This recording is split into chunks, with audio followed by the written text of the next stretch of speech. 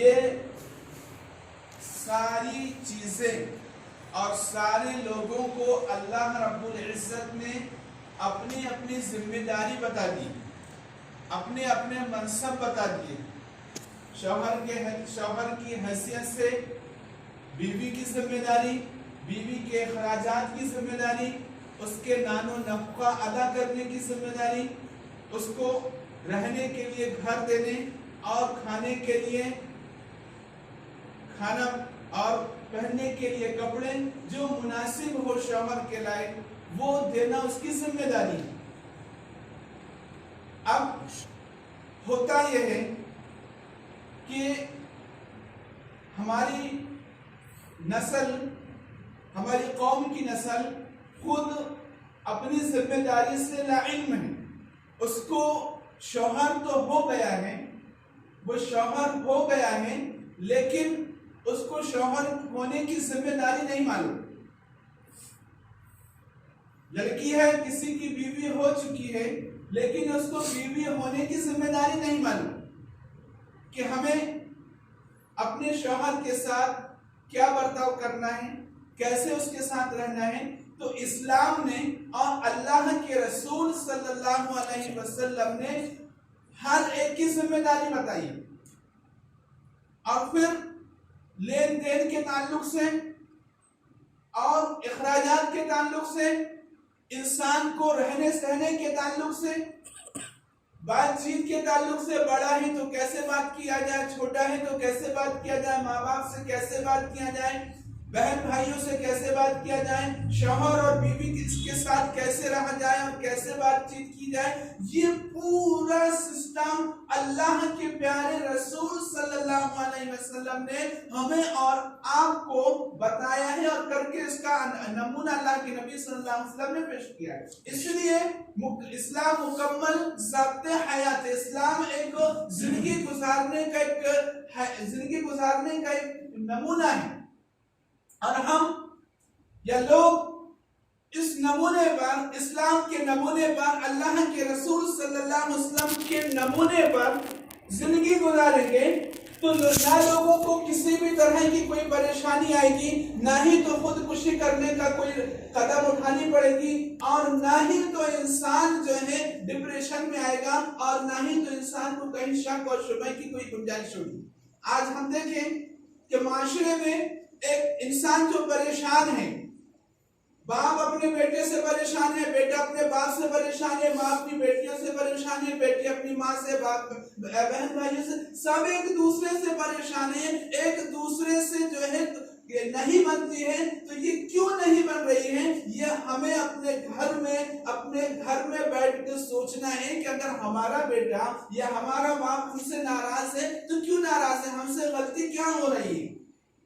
या हमारी बेटी हमसे बराबर बात नहीं कर रही है तो क्यों कर रही है, हमें सोचना है या हमें समझना है। बच्चों को बिठाल कर हमें उनकी एक मीटिंग लेना है, अपनी बीवी के साथ, अपने बच्चों के साथ, उनके साथ बातचीत करने का एक माहौल बनाए, एक अच्छा माहौल बनाए, ताकि बच्चे भी खुश हों और हम बच्चों के साथ जब बात करें तो हमें भी खुशी महसूस हो। एक ऐसा वक्त मुतय्यन करें कि उनके प्रॉब्लम सुनने की आदत डालें, और प्रॉब्लम या उनकी जो है उलझने सुनने की आदत डालने के बाद उनको जो अगर जायज है तो उनको पूरा करने की कोशिश भी करें। तो ये इस तरह जब हम जिंदगी गुजारेंगे, अपने बेटा और बेटियों के बीच में आकर उनसे बातें करना और उनकी बातें सुनने की आदत डालेंगे, तो हमारे बच्चे एक मुस्बित सोच, एक अच्छी सोच, पॉजिटिव थिंकिंग और पॉजिटिव सोच लेकर जो है जिंदगी गुजारे। और इस्लाम हमें पॉजिटिव सोच, मुस्बित सोच सिखाता है। अल्लाह के नबी सल्लल्लाहु अलैहि वसल्लम का तरीका देखिए कि अगर आप सल्लल्लाहु अलैहि वसल्लम को किसी ने कुछ कर दिया, या किसी ने आप सल्लल्लाहु अलैहि वसल्लम पर जुल्म कर दिया, या आप सल्लल्लाहु अलैहि वसल्लम को किसी ने गाली दे दी या बदतमीजी से पेश आ गए, तो आप सल्लल्लाहु अलैहि वसल्लम ने उसका बदला लेने के लिए नहीं गए। आप सल्लल्लाहु अलैहि वसल्लम ने अपने दिल में ये वसल्लम ने या तो उसको माफ फरमा दिया या फिर आखिरत के ऊपर छोड़ दिया। तो ये और इंसान का जब आखिरत पर और अल्लाह पर यकीन और ईमान जब मजबूत होगा तो वो ये सोचेगा कि अगर ये शख्स ने मेरे साथ कोई जुल्म किया है या मेरा हक दबाया है या मेरी कोई चीज ली है या मुझको बुरा भला कहा है, तो कल कयामत के दिन जब अल्लाह तबारक व तआला के सामने इंसान पेश होंगे तो वहां अल्लाह तबारक व तआला मुझे जो दिल में ठेस पहुंची है, मुझे जो इसने गाली दी है, इस गाली की बिना पर अल्लाह तबारक व तआला मुझे वहां नेकियां इनायत फरमाएगा, मुझे वहां सवाब देगा। ये मुस्बित सोच, ये पॉजिटिव थिंकिंग, ये पॉजिटिव सोच से हमने एक बुराई का खात्मा कर दिया। अगर कोई शख्स हम पर जुल्म किया या हमको गाली दिया, हमने उसको जो है नजरअंदाज कर दिया या आखिरत के ऊपर छोड़ दिया या कयामत के दिन मिलने वाली नेकियों के बारे में सोच लिया कि हमें कयामत के दिन उसके बदले में नेकियां मिलेंगी, तो ये सोचिए कि आपने झगड़े का कलम कमा कर दिया, आपने झगड़े का मुंह काला कर दिया। अगर आपने किसी को गाली बका और आप उसको गाली बकने के लिए जाएंगे तो झगड़ा शुरू हो जाएगा। तो इस्लाम एक मुस्बित सोच, पॉजिटिव थिंकिंग का जो है हामी बनाता है। तो अल्लाह के नबी सल्लल्लाहु अलैहि वसल्लम ने हमें और आपको जिंदगी गुजारने का ढंग तौर तरीका सिखाया है।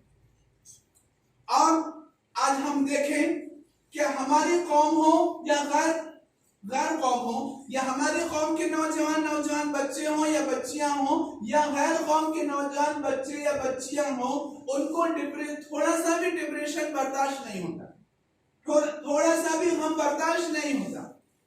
थोड़ा सा भी जो है गम से निढाल होकर या तो अपनी जिंदगी को खत्म कर लेते हैं लोग, या अपने आप को जो है इतना नुकसान पहुंचाते हैं कि उस नुकसान की तलाफी मुमकिन नहीं होती। बहुत सारे लोग जो है बिजनेस में नाकाम होकर खुदकुशी का कदम उठा लेते हैं। बहुत सारे लोग अपने मोहब्बत में नाकाम होकर खुदकुशी का कदम उठा लेते हैं। बहुत सारे लोग अपने इम्तिहानों में नाकाम होकर खुदकुशी जैसे कदम करने पर मजबूर हो जाते हैं। बहुत सारे लोग अपनी बीमारी को लेकर बीमारी से मजबूर होकर खुदकुशी की तरफ जाने लगते हैं या खुदकुशी करने लगते हैं। बहुत सारे लोग अपने शौहरों के जुल्म से आजिज आकर जो है खुदकुशी करने पर मजबूर हो जाते हैं और खुदकुशी कर लेते हैं। जैसा कि अभी हम और आप न्यूज़ों में और सोशल मीडिया पर एक लड़की का जो है वीडियो सुन रहे हैं, देख रहे हैं, तो ये एक जो है इंसान खुदकुशी क्यों करता है, ये एक हमें और आपको सोचना और समझना है कि इंसान के अंदर खुदकुशी करने का मामला क्यों आता है। इसलिए कि उसका ईमान अल्लाह पर नामुकम्मल होता है, उसका ईमान अल्लाह पर नामुकम्मल होता है और इसलिए जो है वो डिप्रेशन का शिकार होकर जुल्म को जो है बर्दाश्त करते करते उसकी हद हो जाती है और वो सोचता है कि अपनी जिंदगी को खत्म कर दिया जाए। बहुत सारे लोग आजकल जो है इश्क और मोहब्बत का बहुत दौर चल रहा है, उस पर भी लोग जो है नाकाम होते हैं, शादी नहीं होती या मोहब्बत नहीं मिलती, उस पर आकर नौजवान तबका इसमें बहुत शामिल है, तो उस पर जो है लोग खुदकुशी कर लेते हैं। तो किसी के मिलने और ना मिलने से जिंदगी खत्म नहीं हो जाती और ना ही तो जिंदगी को खत्म करना चाहिए। बुज़दिल हैं वो लोग जो किसी के मिलने और ना मिलने से अपनी जिंदगी को खत्म कर लेते हैं। बुज़दिल है, ये बुज़दिलाना हरकत है। आप इंसान हैं, आप मर्द हैं, तो आप इंसान हैं, मर्द हैं, तो आप जो है डटकर मुकाबला कीजिए, हालात से डटकर मुकाबला कीजिए। अगर आपने हालात का डटकर मुकाबला नहीं किया तो आप बुज़दिल हो जाएंगे, आपको बुज़दिल के नामों से याद किया जाएगा। खुदकुशी करने वाले को कोई भी जो है बहादुर और शेर नहीं कहता। खुदकुशी करने वाले को हमेशा कोई भी जो बोलता है ये बुज़दिलाना हरकत है बोलता है, हराम मौत है बोलता है। इस्लाम ने तो उसको हराम मौत करार दिया है। एक इस्लाम लाने वाले के लिए एक मुस्लिम के लिए ऐसी मौत जो अपने आप को हलाक कर ले, किसी चीज से, खंजर से हलाक कर ले, जहर खाकर हलाक कर ले, समुद्र में छलांग लगाकर हलाक कर ले, अपने आप को जो है बंदूक की गोली का निशाना लगाकर हलाक कर ले, ऐसा शख्स अगरचे उसका ईमान अल्लाह पर हो या अगर वो नमाजों का पाबंद भी हो, अगरचे वो है अच्छे मुत्तकी लोगों में कहलाता हो या अगर उसका लिबास मोमिनाना दिखता हो, ईमान वाला दिखता हो, तब भी जो है अल्लाह के रसूल सल्लल्लाहु अलैहि वसल्लम ने फरमाया कि खुदकुशी करना हराम है और ऐसा करने वाला क़यामत के दिन उसी चीज से सजा दिया जाएगा जिस चीज से उसने अपनी जान को हलाक किया है और वो हमेशा हमेशा जहन्नम में रहेगा। कितनी बड़ी वईद है ऐसे शख्स के लिए, ऐसे लोगों के लिए जो दुनिया के कुछ सालों के जुल्म से या हालात से जो है मजबूर होकर अपनी जिंदगी को खत्म कर लेते हैं और आने वाली हमेशा की तो जो दुख भरी जिंदगी है उसको गले लगा लेते हैं। अगरचे लगता है खुदकुशी करने वाले को कि मैं दुनियावी तकलीफ से आजाद हो रहा हूँ, लेकिन उसको मरने के बाद उससे दोहरी तहरी और उससे ज्यादा तकलीफ वाले अज़ाबात से दो चार होना पड़ता है।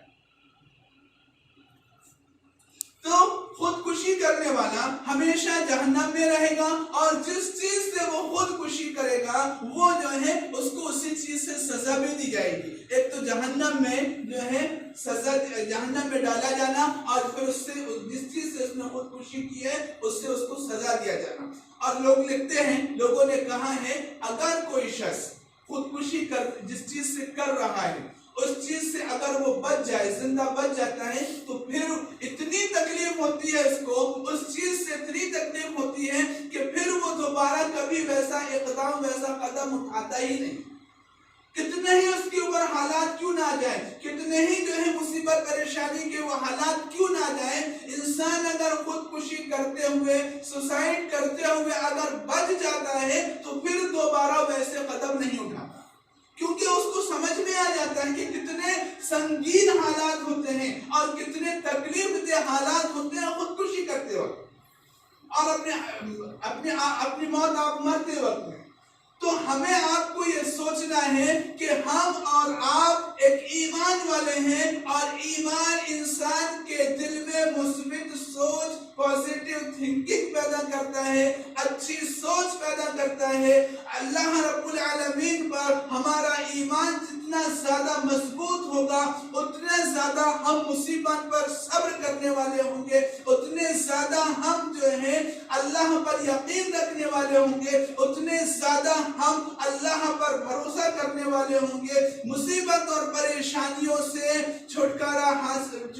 मुसीबत और परेशानियों से खुदकुशी करके छुटकारा हासिल करना बुज़दिलाना रवैया होता है। लोग जो है ऐसे इंसानों को बुज़दिल के नाम से याद करते हैं, ऐसे इंसान को कायर के नाम से याद करते हैं, ऐसे इंसान को लोग बुरे नाम से याद करते हैं, अगरचे वो है कितनी ही